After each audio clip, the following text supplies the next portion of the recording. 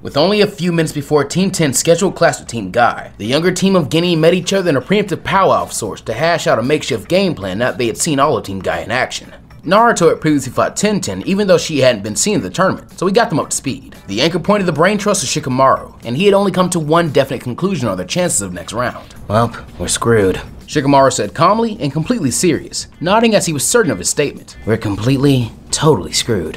Ino's jaw dropped at Shikamaru's blunt dismissal of their chances of victory. What the hell do you mean we're screwed? We can't be screwed. Goldie-kun, tell him we're not screwed right now, damn it, she said, almost desperate to hear a contradiction to Shikamaru.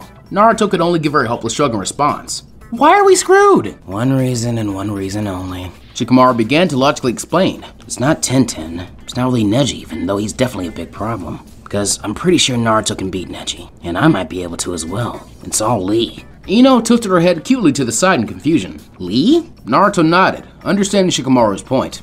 Yep, Rock Lee. Why Lee? Ino asked. I honestly want you to know exactly why he was the one they couldn't plan for. Naruto and Shikamaru both looked at each other before nodding simultaneously. Right before Naruto began desperately speaking, his blue eyes quivering. Lee is so fast. He's faster than me, way faster than me. He can outrun Shikamaru's shadow all day long, and you can't hit a moving target like Lee with your Senbone or Clan Jutsu, Ino-chan. And worst of all, none of us know Genjutsu, so yeah, we actually are kind of screwed.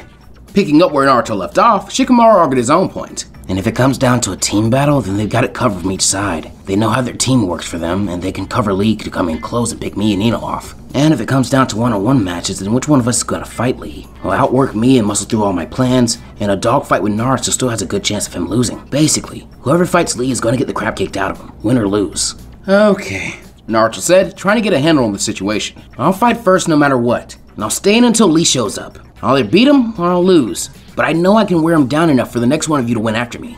Ino gave Naruto a deadpan look before adding her own opinion, seeing as how they left her out of the one-on-one deliberations.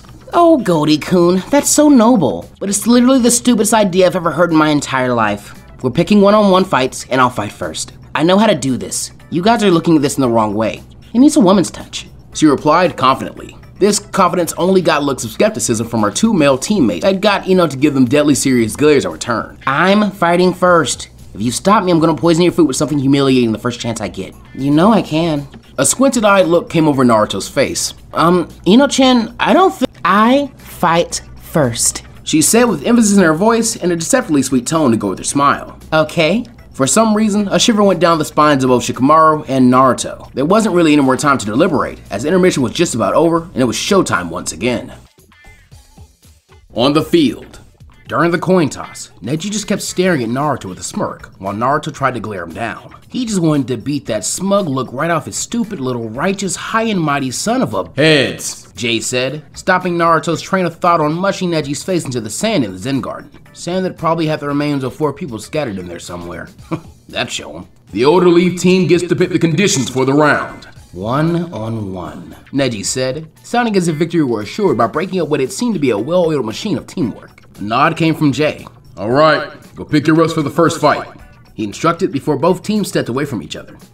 Team 10 took this moment to address Ino fighting first one last time. Ino-chan, Naruto said, stopping her and putting his hands on her shoulders. Are you absolutely sure you want to go first? Instead of instantly replying, Ino frowned at Naruto and looked between him and Shikamaru before answering. Do you really believe in me that little? She asked, getting both their eyes to widen. I've been training hard to get better too, just like you have for situations like this, she said, gesturing back towards Team Guy. What's the point of just letting you get all beat up for no reason while I just sit off to the side? I've done enough of that, thanks. This will be fine. I know what I'm doing. With that, she got herself out of Naruto's very loose grip on her and walked towards Jay, leaving Naruto and Shikamaru to walk back to the viewing area by themselves. Man, I suck, Naruto said to himself. For so long, I've been thinking about how to get stronger to protect you guys and help you out, because I thought that was what I was supposed to be on the team for. I didn't stop to actually think about how either of you felt about it, though. Neither of us ever particularly liked the idea of letting you do the lion's share of the fighting, Naruto.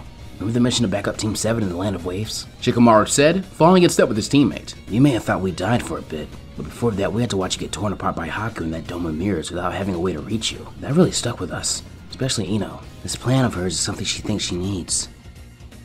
Ino's eyes twinkled in triumph when she arrived back over to Jay to find Lee already waiting there. Once he saw her, he frowned heavily. I was hoping to face Naruto-kun first, Lee said in a disappointed sounding tone of voice. He seems to have gotten stronger than when we first met. Oh, Goldie-kun is way stronger now than when he probably met you, Ino replied nonchalantly. But sorry to say, you've got to fight me first if you want to get to him. And I don't plan on making it easy for you either. Even if he wasn't fighting the person on this team he was most excited to face, a fight was still a fight, and Ino seemed to not be willing to hand him his victory on a silver platter. Very well then, Yamanaka-san. If you are to be my opponent, then I will fight you with all my strength. I'd honestly rather you didn't.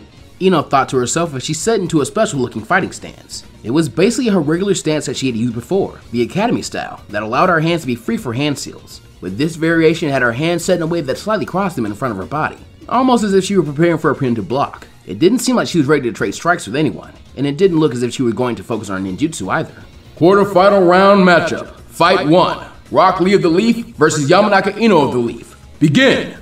Lee set himself into his stance, coiled and ready for whatever Ino's first move would be as he prepared to fight a reactionary battle due to not knowing much about her fighting style. He was most certainly not prepared for Ino's hands to fly up to the back of her head in order to undo her ponytail and shift her posture into a pinup pose, complete with a cute and seductive wink at Lee. You don't really want to hurt me, do you, Lee? Ino asked in her sweetest voice while keeping up her pose. I'd really rather we just put all this silly fighting behind us, so how about it? If you quit, I'll quit. That's fair, right? I'd be your dad. Lee didn't seem like the kind of guy that spent much time around girls, other than his teammate, and she didn't seem like the kind of girl who would ever use a tactic like this. It was just unfair, because even with Naruto's 6 months of building up a tolerance to Ino's charms, this strategy always got him in the end, without so much as a fight. So there was no way Lee could resist it if Naruto couldn't. It was the closest thing that Ino would allow on the team to Naruto's sexy jutsu. But for everything there was always an anomaly of some sort, and Lee seemed more confused than dumbstruck. I do not understand, Miss Yamanaka. Why would I concede to a draw when the battle has not even begun yet? And are you stretching after the fight has begun? Lee shook his head and let out a chiding laugh. Bad form. Ha ha ha. Very bad form. Ino was surprised enough to drop her jaw at the lack of appropriate response. You're supposed to fall to your knees at my charm, she yelled in return. Damn it! If Goldie-kun had enough skill to make a subtle breeze with his wind chakra to blow my hair, you'd be putting my hands right now. Don't blame me for that crappy idea, Ino Buddha-chan! A growl then came from Ino. That's it, fuck it, I'm pissed, let's fight. And in one motion, from the place of her hands behind her head, she drew a Sinbone from a wristband that she had underneath her left arm warmer and launched it directly at Lee with her right hand. That was the go-ahead for Lee to begin moving, and he did so with gusto, trying to take advantage of Ino's wasted throwing motion once he avoided the small needle. But there was no wasted motion in Ino's throw, and she was able to get her hands back to her ready position just as he was upon her. Ino shot a leg out to catch Lee in the stomach, but he was too experienced at taijutsu to be hit so easily, as he simply moved out of the way of her straight kick and swept her standing leg out from under her, knocking her to the ground. The moment she hit the ground, Ino had already reached back underneath her arm warmer to let loose another Sinbone, and her attempt to throw it forced Lee to pause in his attempt at an overhead axe kick that would have been directed at her. With the opening from Lee's hesitation, Ino rolled backwards to get back up before he launched another attack and jumped away from him. You cannot get away that easily, Lee said as he rushed towards her again. He didn't get close enough to attack her again, however, as Ino grabbed a small smoke bomb from her supply pouch and threw it at the ground directly underneath herself. It exploded in a cloud of blue gas and forced Lee to immediately stop his advance once Tintin yelled out to him. That's not smoke, Lee, that's some kind of poison! Stay away from it! Lee immediately jumped back while holding his breath to keep from inhaling any of the gas at all, but was forced to dodge 3 more Sinbone flying at him from the cloud. He honed in on Ino running away from him out of the cloud to get more distance, and he took the long way around to cut her off and avoid the poison.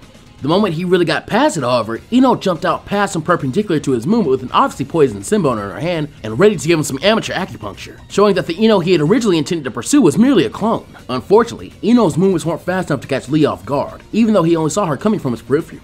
Lee used his hand to block Ino's Sinbone hand downward, throwing her stumbling past him off balance. He followed up by attacking with a counter-spinning back sweep that knocked Ino off her feet and sent her spinning off into a corner pillar of the stone bridge set at the stream. Ino hit the pillar with her full body, racking with pain as even from an attack such as that, just a leg sweep, there was an incredible technique and momentum behind it. She sat up against the pillar with a wince as Lee came back in to attack her. His first punch missed and smacked off the pillar, and Ino's retaliatory strike was blocked and returned with an elbow to the side that sent Ino stumbling in that direction. This style is way cleaner than Naruto's. When I miss, I pay for it right then and there. If you made a mistake when fighting Naruto, his main objective would be to first try and grab you somehow. And if you knew how to defend yourself, you still had a chance to avoid damage. One more mistake though, and you'd wind up in quite a bit of physical agony if he managed to get a hold of you. On the other hand, Lee would hit her the exact moment she screwed up, and unlike Sparks and Naruto, his punches were intended to break her. I've gotta get away, Ino thought to herself, barely able to defend against Lee as he battered her even through her attempts to block him. As she was being pummeled even around her attempts to prevent such with her arms, Ino kept taking steps back. This eventually led Ino to stepping off of the edge of the flat ground and falling into the stream trench. Damn it! She yelled out as she shakily landed on the surface of the water. While Lee seemed fresh in his taijutsu stance ready for more combat, Ino was bruised and rather thoroughly beaten, as well as breathing heavily. Okay, maybe this wasn't such a good idea after all. She planned on getting herself out of that damn moat the moment she could, until she finally got a really good look around and a light clicked in her head. Running away was never going to work despite the fact that in Shikamaru's own quoted opinion, Team 10 specialized in it, or more specifically, hiding and running away. The further she ran away, Lee would always catch up to her, so her best chance was to pigeonhole him so that lateral movement wasn't as much of an issue. If she could do that, then she could find a way to poison him, and this was the best place forward and the only real opportunity she'd have. Ino moved to the right, but Lee jumped in front of the direction she would have wound up taking, cutting off what he had thought would have been an attempt by her to run away down the length of the stream. This was what Ino wanted though, as it made it so that if Lee tried to dodge to the sides, there was only so far out of the way he could move without hitting the moat walls. Once she saw Lee take the bait, Ino formed a ram seal to build up her chakra as she took a deep breath to focus it in the back of her throat. Let's see you punch your way out of this! Poison mist! Ino opened her mouth and spewed out a yellow poisonous fog directly at Lee, wide enough that he wouldn't be able to dodge it, and expanded upwards so that he wouldn't be able to jump over it either. Both Naruto and Shikamaru were watching Ino with rather proud looks on their faces. Ino's training for that jutsu probably consisted of building up a powerful natural immunity to the poison she had exhaled. Even after learning the process to execute the jutsu at the start of the month, she had to adjust her bottle to handle storing the poison, something that was very hard on her for weeks at a time, as she had to ingest the ingredients to make her own toxins. This was all done to make her little area of focus just a bit more practical for use in battle. She had done it for them. Lee! Tenten yelled in alarm once she saw Ino fire her poison mist from her mouth. He can't dodge that, he'll die! Neji didn't respond. He simply stared at the unfolding battle in front of him impassively, though one could see the subtle tightening of his muscles showing his focus on the outcome. Back on the battlefield, Ino's poison cloud settled over Lee's body, and Ino stood staring and waiting for it to disperse so that she could see if she had won or not. She was ready to apply her antidote if the need arose, immediately after she was called the winner of the match. I knew I could do it somehow, she thought to herself as the air in the moat cleared out, and Ino almost lost her concentration on her water walking once she saw what awaited her. You've gotta be kidding me! Lee had gotten down on his hands and knees and had dunked his head underneath the water to avoid the poison. He suddenly pulled his head out of the water and stood up while taking a deep breath. Ah, that was a close call. You are very skilled, Miss Yamanaka. I was right not to underestimate you. There was no way Ino was going to let herself lose after everything she had took to get him down in the moat in the first place, and she'd be damned if she was going to let her prey get away. He had to get close to defeat her. Thus, he had to be the one to stay close. She was the one dictating the field of battle, and she was keeping it down there where she had a good chance of hitting him with something. It's not over yet, Ino said as she made a small chain of hand seals and inhaled deeply again.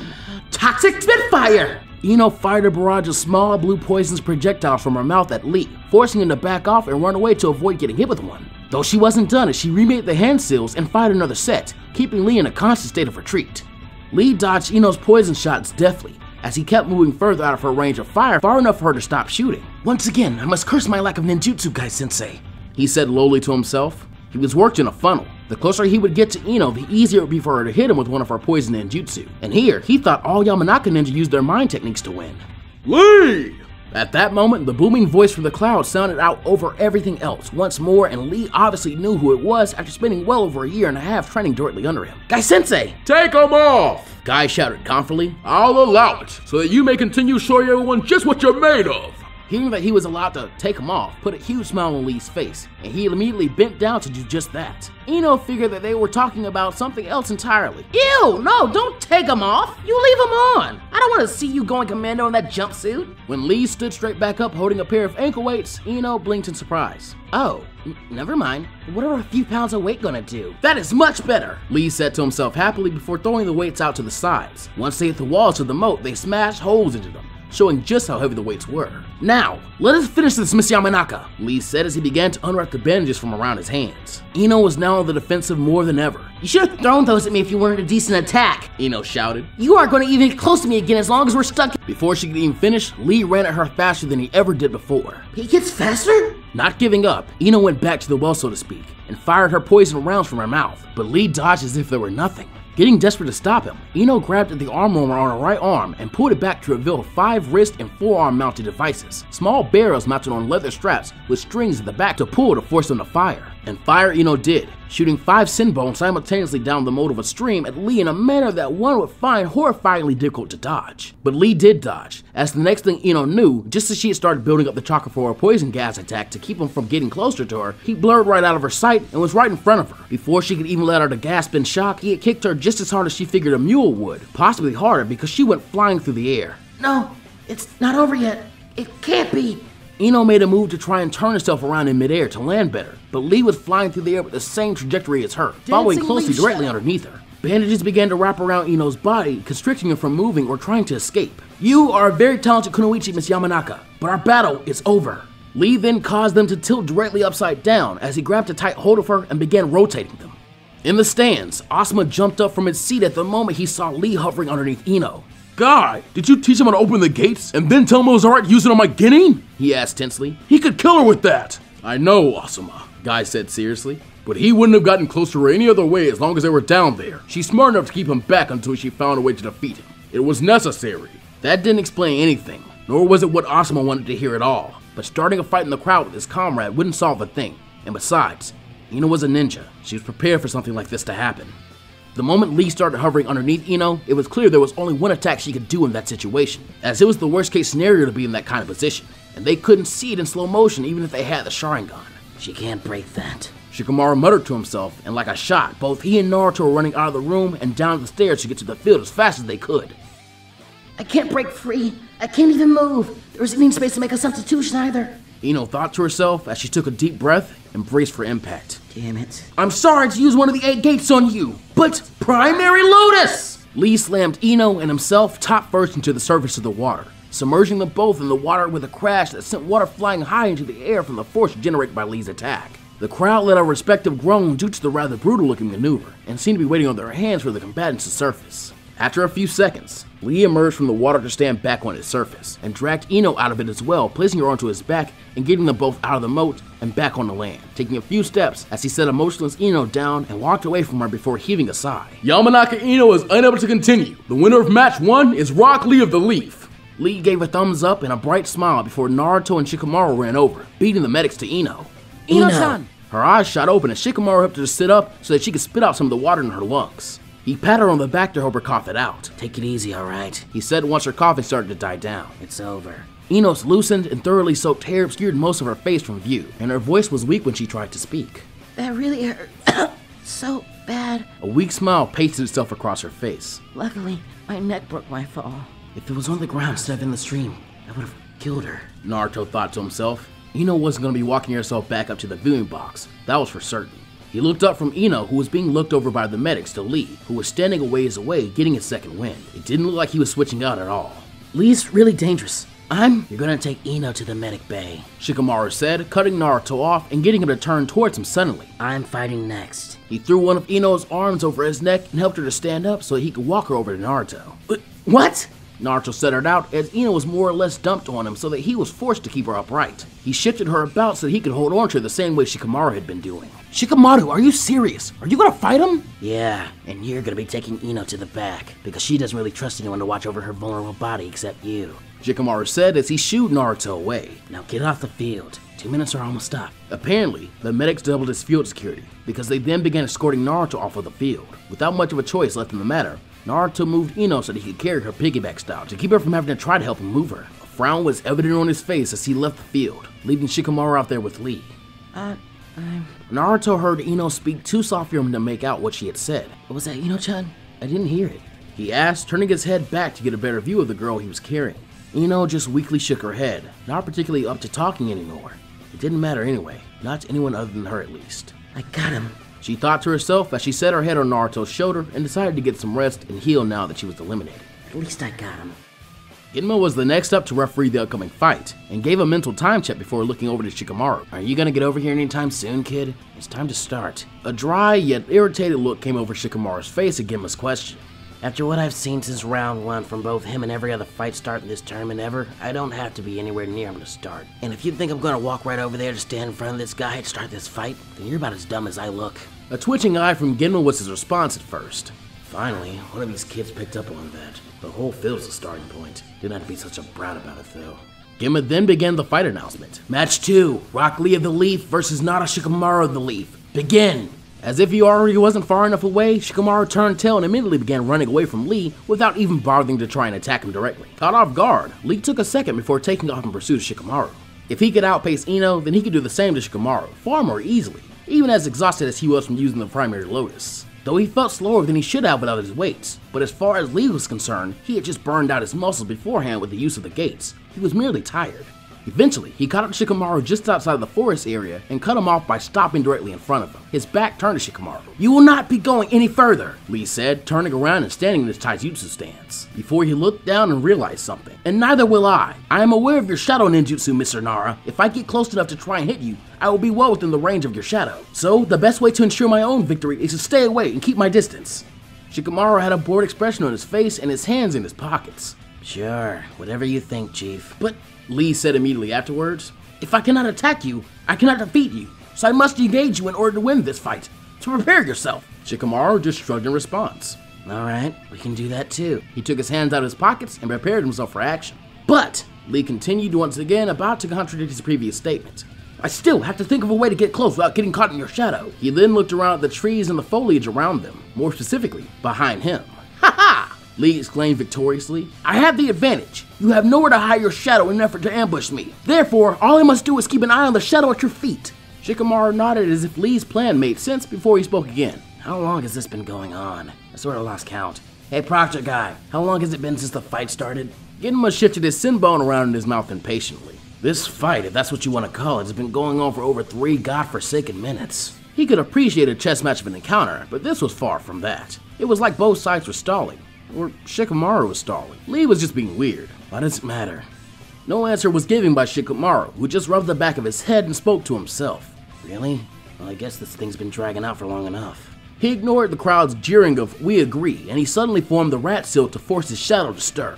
Shadow Possession Jutsu. "I appreciate your straightforward approach, Mr. Nara, but..."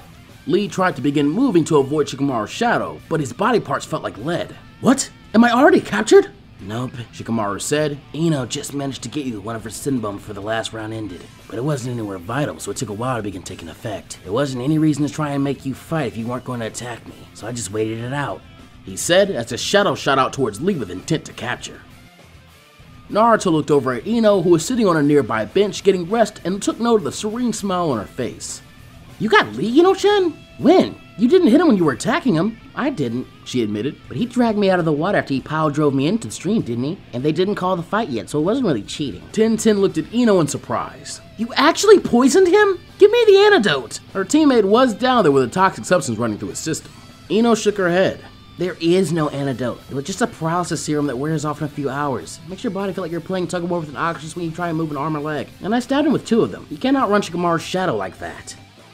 "Gotcha," Shikamaru said once his shadow got a firm hold of Lee's. "And that's checkmate. Give up or I'll make things way worse for you. If you couldn't move before, there's no way you can possibly move now." "I have come all this way. I cannot just surrender like this," Lee thought as he began to focus his chakra inside of his body. "I refuse to lose." Shikamaru was unaware of the buildup of power beginning inside of Lee and tried to reason with him. "You fought hard and you beat Ino. That's something you can go out on. Leave the rest of your teammates. I'm not sure I can hold back on my next move without killing you." "I will not lose!" Lee shouted at the top of his lungs, surprising everyone in the arena that thought it was Shikamaru's victory for sure. "Gate of Healing, open!" Lee's body underwent a vast increase of stamina that seemed to revitalize him and force his muscles to improve back to the way they were when he defeated Ino. This allowed him to get his feeling back, but it wasn't enough. It just meant that he was back to normal. "Gate of Life, open!" Shikamaru immediately went on alarm after hearing Lee shout. Once he opened that gate, he could immediately begin feeling the strain on his person to keep control over him. Luckily, he had been trained to keep a hold over stronger opponents like Naruto, and the Gate of Life only made it so that Ino's poison was useless in his system, and he had enough strength to begin defending, though it was still a cause for great concern. What the hell is going on? At this rate, the hold on Lee would break, and the fact that his skin turned red once he opened the last gate didn't give him any solace either. It wasn't fast enough for Lee's taste though, as he continued to struggle, and the moment he realized that brute force could break Shikamaru's shadow, he decided to go for broke himself and open all the gates he was able to. Gate of Pain! Open! He has more? Shikamaru asked, visibly sweating to keep a hold of Lee. If his hold of the Shadow Possession Jutsu failed, then he didn't want to know what would happen to him. Come on, there has to be a way to work this out. He had to think of a way to win. There had to be something.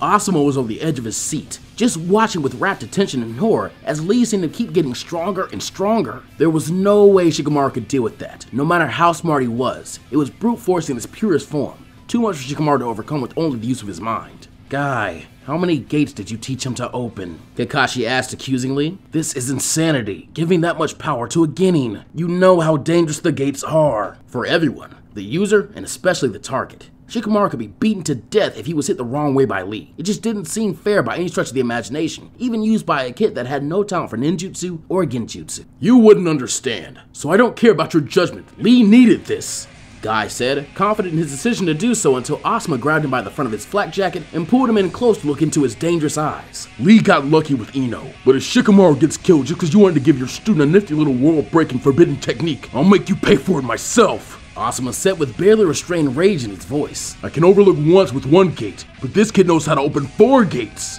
5. What? Asuma said, more or less demanding Guy to repeat himself. What did you just say? Lee can open 5 of the 8 gates, Guy said, not bothered by Asuma's grip on his clothing. He still has 1 left to open. There isn't any sense of fair play here, Asuma. This battle is serious. From her seat, Tsunade could only shake her head. A genin being taught to open the 8 gates. That's sheer irresponsibility. It's over. There was no feasible way Shizune could argue the point against her. It was clear how much power was radiating off of Lee, more than enough to finish Shikamaru. But opening that many gates tears your muscles after its use. This is so troublesome, Shikamaru grunted out, struggling to keep his focus. He had a plan, not much of one, but it was his best shot at not getting turned into human paste by Lee's fist. I hate my job. He was wasting his chakra just trying to keep this monster from breaking free. Gate of limit, open! Lee shouted at the top of his lungs. The chakra rolling off of his body was clearly visible, and then he did something terrifying. He crossed his arms in front of his chest as if Shikamaru's shadow wasn't even binding him. This is it! He then disappeared from Shikamaru's sight as if he had teleported. I surrender!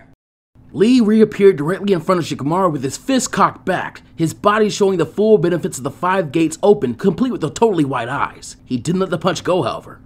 What? I give up, Shikamaru said, stepping back away from Lee with his hands up in a placating gesture. I'm not getting kicked to sleep permanently when I know I'm beaten. You win. He then turned his back and started walking away casually. I'm done. Lee stood stunned, as his body still blazed with the effects of the 8 gates. Winner of match 2 by way of verbal surrender. Rock Lee of the Leaf. It figures that a team with a failure would also have a coward on it as well. Neji quipped in regards to Shikamaru's sudden surrender, and no one there had any room to argue to the contrary. This left Naruto all alone with the series currently being 3-on-1. Said blonde didn't even bother to respond to Neji's shot at him, as he was down the stairs and out the tunnel the moment he heard Shikamaru say that he surrendered. He sprinted over to the site of the last battle and ran directly into Shikamaru. What the hell am I gonna do to beat that? Naruto said in a low yell. Nothing, Shikamaru said plainly. Just listen to me and do this, he said before pulling Naruto close to whisper in his ear. By the time he finished, Naruto's eyes were wide and he nodded dumbly. Now stick to the game plan. No bravado or hero tactics here. With a firm pat on the shoulder, he walked past Naruto and back up to the observation area. Naruto himself, instead of charging out to begin the battle the way he was about to, simply began walking his way up to Lee, who was still teeming with power. By the time he got to face off with Lee, he had a calmly lucid look on his whisker-marked visage. Are you ready? Sekka asked as it was his turn to referee the next match. Yes! Lee said firmly, ready to uncork the ass beating of a lifetime on Naruto once the fight was started. Naruto looked between Sekka and Lee. This better work, Shikamaru. Tenten and Neji don't look like they're coming down. Why would they when Lee is like this? Naruto stayed silent before turning to Sekka and cocking his head curiously in a fake ignorant ruse. Huh? I'm sorry, did you say something? Sekka raised an eyebrow. I'm asking if you're ready. Nope, Naruto said, crossing his arms resolutely. I'm not ready. It hasn't been 2 minutes yet, so I don't have to fight. The cigarette that had been placed in Asuma's mouth as a way of relieving his stress at the current scene dropped unceremoniously once he heard what Naruto said. He turned to Guy and saw a look of pure horror on the man's face, and a grin sprang to Asuma's own. It wasn't over yet. Yes! Asuma shouted at the top of his lungs. Yes! I don't know which one of those 2 little bastards thought of that one, but yes! Oh God, yes! He turned to Guy and stuck up his middle fingers in his face. That's what I think of your 8 gates, guy, and that's what Shikamaru and Naruto think too. He started walking around his aisle with his hands up in the air in victory, as if a giant had been slain with a slingshot. God, I love my team. But, Guy looked absolutely mortified as he realized what had happened. That's not fair. That's completely unyouthful. Still in the middle of his impromptu victory dance, Asuma still had enough time to stop in front of Guy and taunt again. Well, there isn't any sense of fair play here, Guy. This is a battle, he said, mimicking Guy's earlier words. That's what you get for bringing an explosive tag to a fist fight. The fists don't get close enough to fight and the tag goes off anyway. Who does it really hurt? Nobody. Kakashi looked at Guy's ghost white face, loving the silence, and then back down to the battlefield, somewhat impressed. Teamwork even in a series of one-on-one fights? Good stuff. The match Jonin said appreciatively. In the viewing area for the other fighters, there was a sort of stunned silence over what Naruto had just said until Neji let out a sigh, having seen the entire battle with his Byakugan. That would be it for Lee. All eyes turned to him as he unhappily spoke again. He will lose this battle. Even if we switched out to save him, he won't be any more use of us for the rest of the round, if he even recovers enough to be a factor tomorrow. Are you kidding me? Sasuke said. His Sharingan was on just so he could even attempt to keep up with Lee after seeing Lee's first move once the other gates were activated. Right now I can see the chakra flying off of him even clearer than anyone else here, and Naruto can't beat that. If he can even take one punch from that and get back up, that would be amazing. True, Neji said, but whatever Lee did to fully power up out of that Nara boy's shadow technique and the girl's poison is damaging his body, and it's only temporary, meant for a quick burst before leaving him. I can see his chakra clearer than you can. I can see it coursing through his entire body in places where it shouldn't be as intense, careening from his actual chakra gates themselves. Tenten didn't really understand what Lee had done to gain so much strength. He could probably pummel a Jonin into powder as he currently was, but she could understand what Naruto was doing. Oh, you've got to be kidding me, he's stalling! Even the odd man out of the Leaf Guinea, Kabuto, seemed interested in the turn of events. He can't do that. Can he do that? Stall, I mean. After staying silent longer to think about it, Sakura seemed amazed by the revelation. Of course. At the beginning, the proctor said that in case of one-on-one matches, there was a 2-minute period maximum between for people deciding if they wanted to switch out or not, so that teams could deliberate. That was more so that people fighting back-to-back battles could rest, but they never said that fresh fighters couldn't use it either. Neji nodded seriously. He doesn't have to fight Lee or even try to outlast Lee while he's using these powers. He just has to waste as much of the clock as he can. It took 30 seconds for Uzumaki to get himself down to the field. It took 15 seconds for him to get the scope of his plan from Nara when they were talking. 20 more seconds for him to walk over to the proctor and Lee. He had 55 seconds of stall time by the time he even asked to begin. Yep. Everyone turned around towards the back of the room to see Shikamaru sitting on the same bench as Ino, resting his hands behind his head comfortably, while she sat next to him, still very injured, but smiling nonetheless. Since I was gonna lose anyway, there's no reason to get put in traction before tomorrow. Why should I try and hold back a freight train when I can just let it run its course? I can do that, right? Naruto asked before pointing down at his foot to make up a fake excuse. Because I think I got a rock in my sandal, and I want to get it out. I need a little bit of time to make sure I'm good to go. As long as I'm ready to go when the 2 minutes are done, it's cool, right? Please say yes. You sneaky little... Seka thought, trying to fight off a smirk. You have 34 more seconds and the fight will start whether you're ready or not. Naruto nodded and a smirk was unable to be hidden from his face as he remembered Shikamaru's words to him before he walked out to meet Lee. Just listen to me and do this. Nothing. You don't do a single thing. Before every fight, they ask if the competitors are ready, which means they won't start the fight if you don't consent before the time limit for the rest period expires. Use that. Lee said that he opened one gate to attack Ino, but that power only lasted for one attack. Did you see how tired he was afterwards? You can't hold that form of his forever, and you're gonna draw this out as long as you can because once it dies off, he'll be completely exhausted. Now stick to the game plan. No bravado or hero tactics here. We don't fight fair. Naruto thought to himself as a method of reasoning out his own actions as Seka counted down the last 15 seconds prior to the fight starting. Everything in this exam is a weapon. The field, even the rest time, is a weapon. Lee's skin color turned back to normal with only a few seconds left, and as Shikamaru said, he was completely spent. It was evident in his eyes that Lee had nothing left to give. Beautiful, but he was going to feel like a bastard after this was over. 7, 6, Seka voiced out loudly before beginning the introductions with 6 seconds left to stall time. Match 3, Rock Lee of the Leaf versus Uzumaki Naruto of the Leaf. Fight! Sorry Lee, but I'm not losing here for any reason. Naruto yelled as a form of apology for the plan to defeat him. He ran towards Lee, who seemed barely able to keep one eye open, but was still standing up. Lee's arms were down as now the effects of the gates had worn off. Ino's paralysis poison had come back in full effect. The first move from the blonde was a simple stepping thrust kick that even then, Lee was able to catch with his lowered hands, but he found that Naruto's foot was stuck in his grasp due to Naruto's sticky fist fighting style.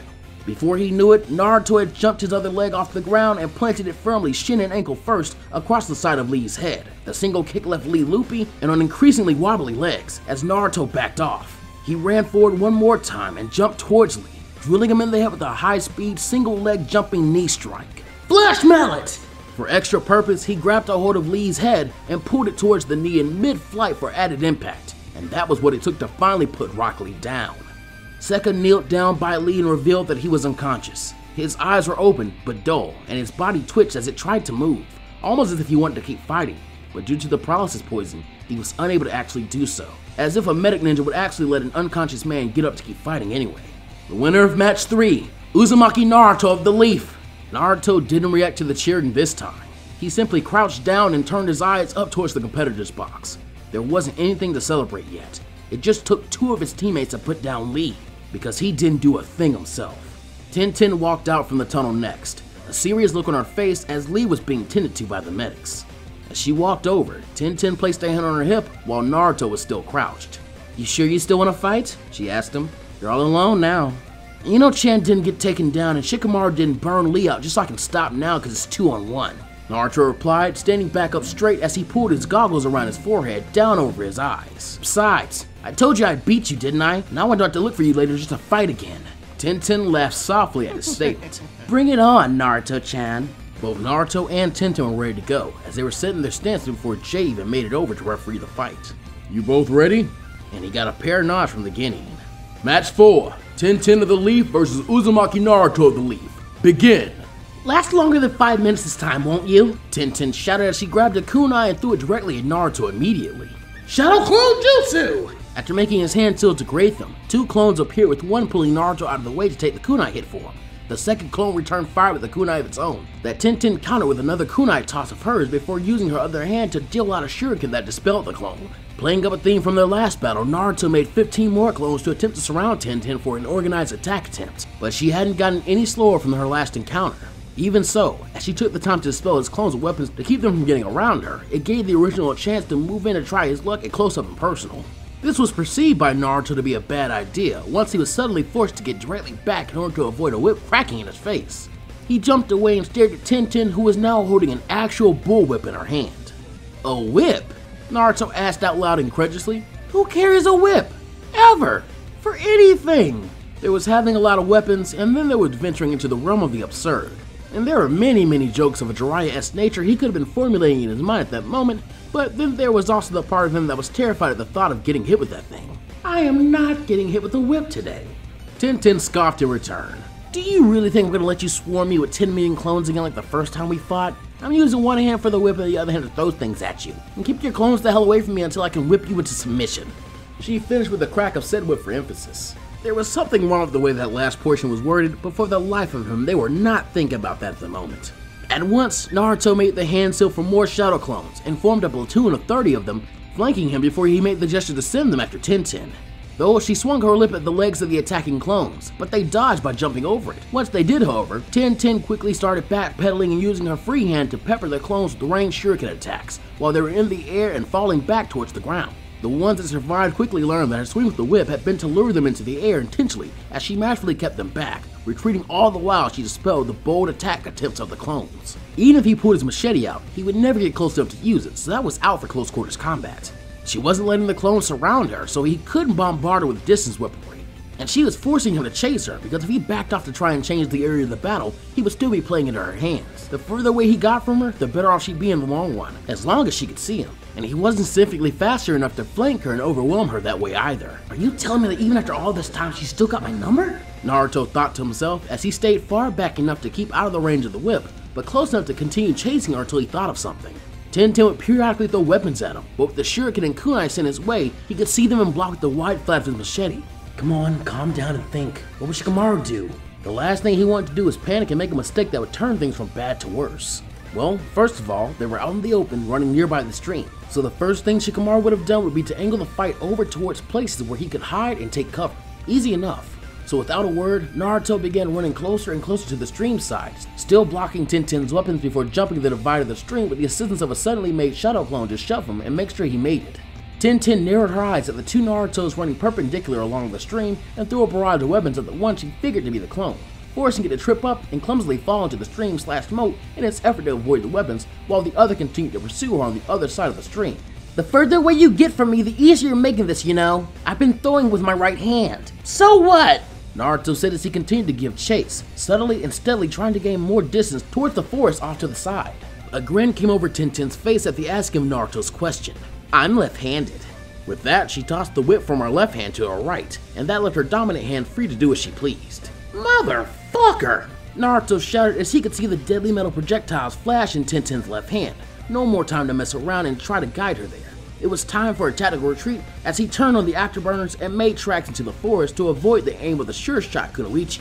He suffered a few cuts in his clothes before he managed to get out of her sight, but better those than him. Aw, don't run, Naruto-chan! Tenten said as she jumped the stream herself and went into the forest area intent on turning Naruto into a human pincushion. I won't hurt you that bad. I am not running away. That's what it looks like to me, Tenten commented, putting the whip away since it had more or less run its course. I won't miss again next time I throw. I'll be locked onto you. She saw motion to the side of her from a bush and threw a shuriken, hitting whatever it was, causing a puff of smoke to come up from the clone. So this is all one big ambush. A few more rustling leaves in the trees and bushes, it resulted in Tenten hitting them nearly effortlessly as she slowly stalked through. At this rate, you're gonna lose half your surprise attack squad before they even surround me. A nagging feeling in the back of her mind told her to duck immediately. And it was a good thing that she did because two of Naruto's clones were behind her. With the swing of their wind chakra circulating machetes, they cut through the nearby tree and felled it with one swing, though Tenten filled them with metal in immediate retaliation, ridding herself of them as well. She really wished she'd never sold him that thing, actually. And like a scene from a movie, Naruto's clones began advancing wantonly on her direct position, using the trees for periodic cover once they saw their clone brethren begin to fall. The gate had slammed shut on the trap.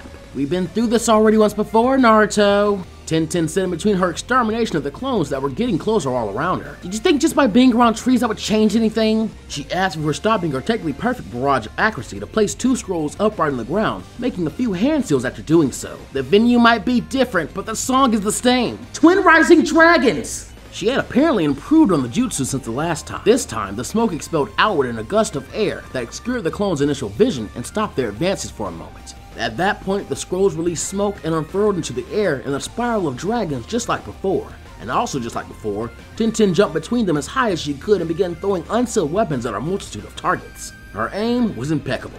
Everything hit at least one shadow clone. There were times when weapons took down more than one. When the clones started trying to take cover behind the trees, she had an answer for that too. She started throwing kunai with explosive tags attached to it to make nice little explosions that took out multiple clones at once. The trees knocked down by the explosive tags also hit clones. Even when she ran out of things to throw in her supply, they kept on coming though.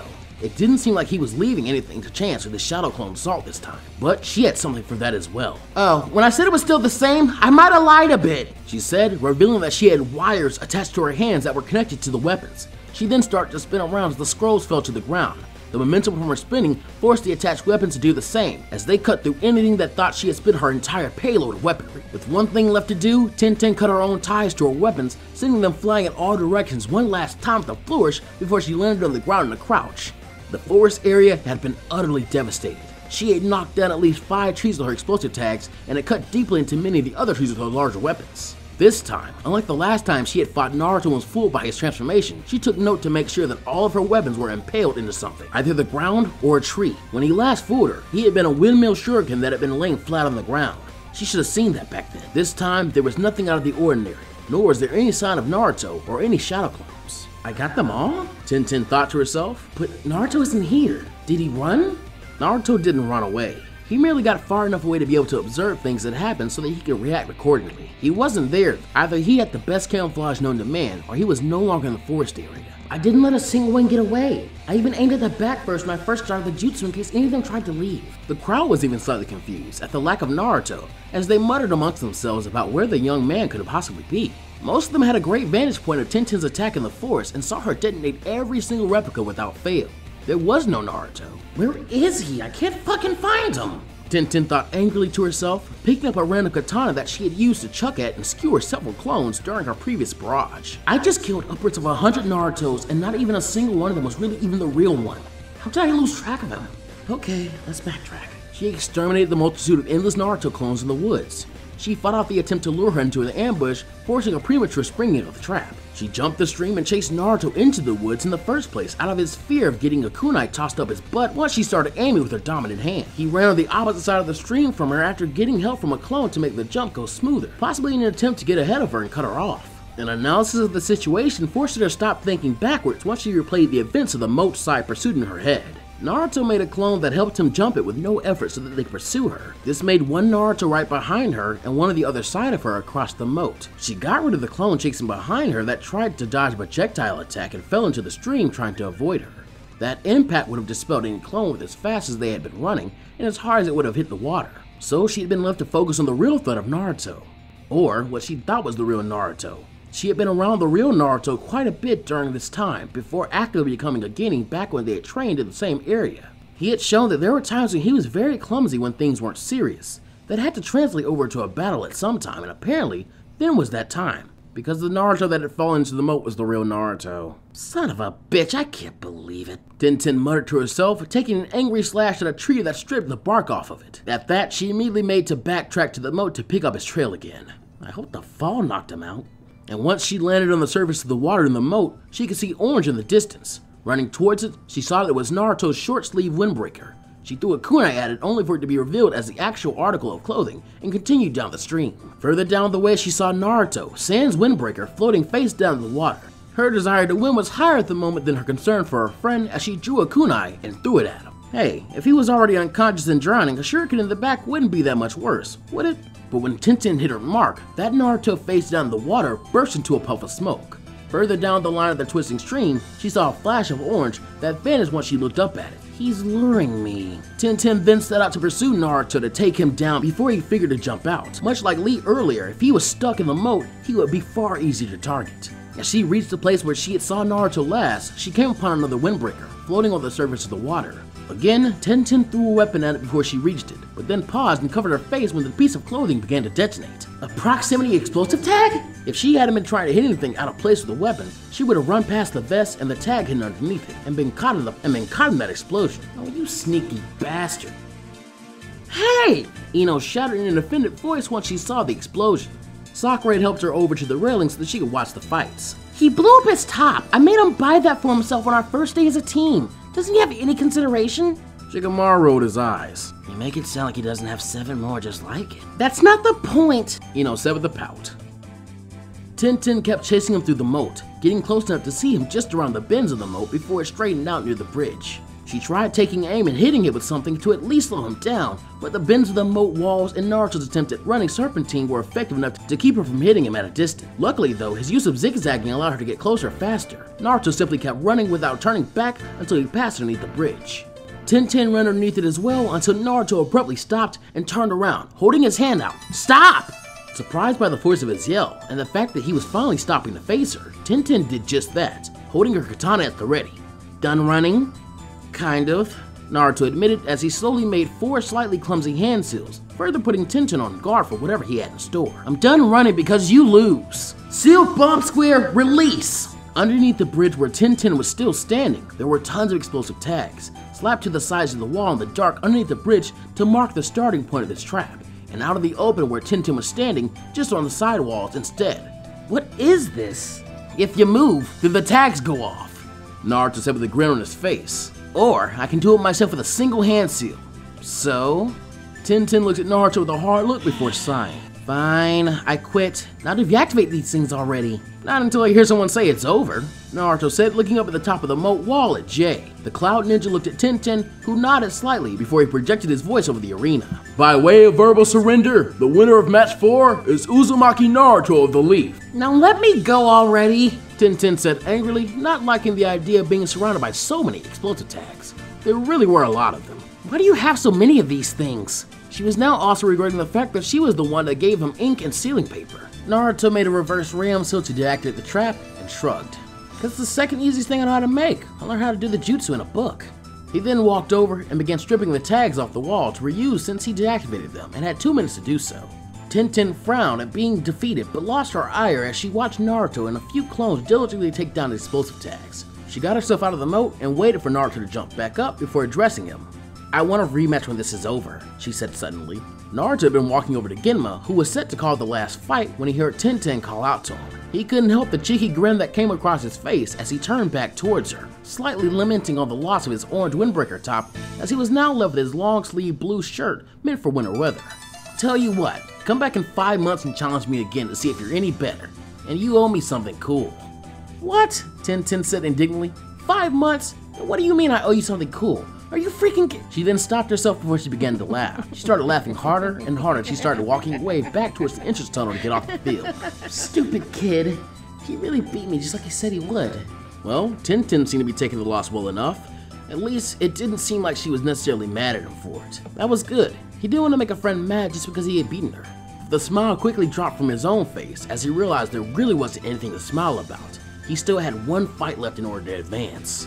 The crowd began to cheer as it was the first series of matches that went this far. All others became one-sided after a time, while in this one the momentum seemed to be swinging from one side to the next. The next match would decide who advanced further. It was one Naruto that was more or less fighting fit against Neji, who was supposed to be the league's best guinea. Both of them locked eyes, Naruto on the ground level of the arena and Neji up in the competitor's box, before he turned around and walked out of Naruto's sight to come down to the fight. This was just what Naruto wanted the entire time. Him versus Neji. End of chapter 26. Bonus. Hey, you're not a genius. Who cares? Read this and you won't suck at sealing jutsu. The mental portion of your combat readiness. The psychological part of our lifestyle is pretty important too. It doesn't matter how good you are. If your mind's in the wrong place, you will be beaten by a Genin even if you're a Jonin. One thing about it is overthinking your fights. If you overthink something long enough, you're almost guaranteed to suck at it big time. Think about every single written test you've ever taken. I know I do. That should be a good example of performance anxiety. You are fully capable of doing something, but the nerves just screw you over. If you were given a test on the spot about something you could possibly know anything more about, you would kill it. But if you were given a week to prepare for the exact same test, and were told that if you failed, you could never be a ninja, you would completely blow it, or at least not do as well. The same thing works for fights. You do better in a random ambush than you would do if you were marching towards a pitched battle that you knew was more important.